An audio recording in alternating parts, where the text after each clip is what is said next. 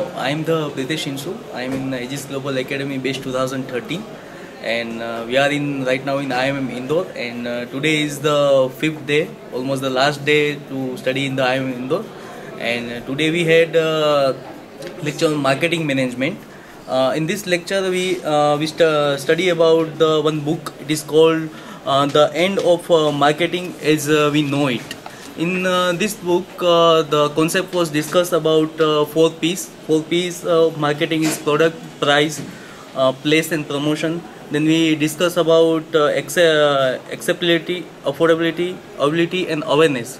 When this concept of 4A used, it is when we discuss about the rural market, we use this concept of 4A.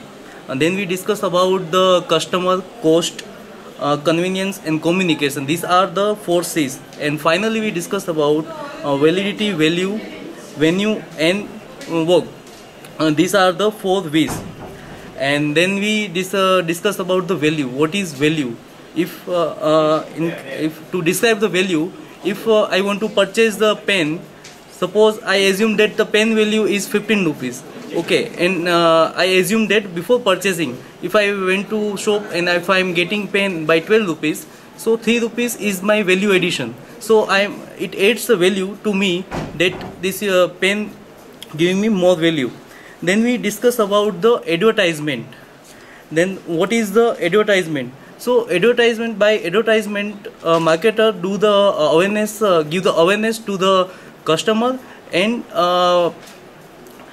plant the idea in the mind of the customer. So how to do the advertisement?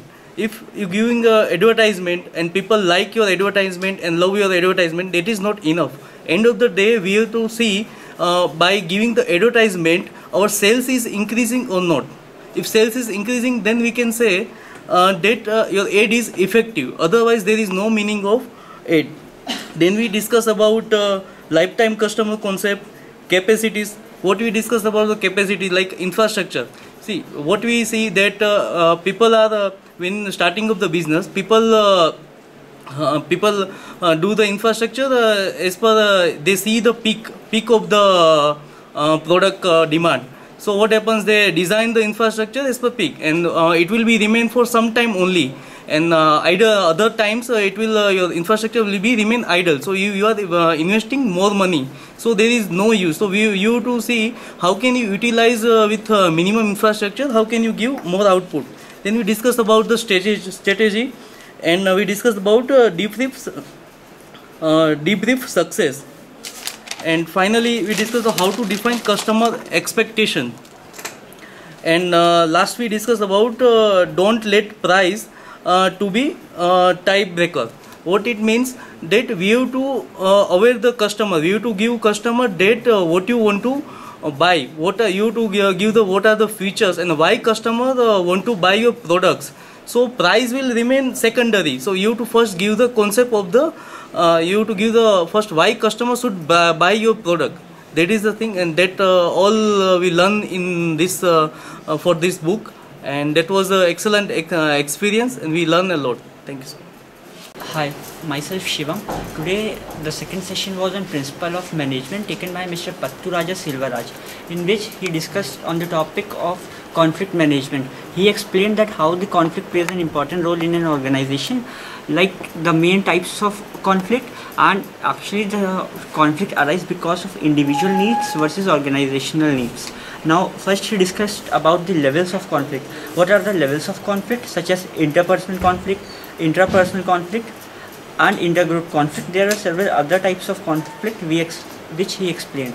Apart from this, he continued with the topic like what are the symptoms for conflict, the reason why the conflict arises in the organization, and in what way a manager or a leader can control the conflict in the organization.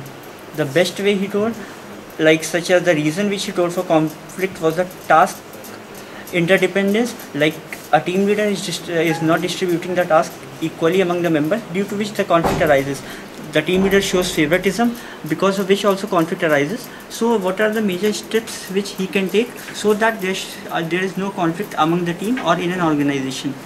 It was a nice learning with with the help of this topic, by which we came to know that what are the important things by which will be helpful for us in an organization.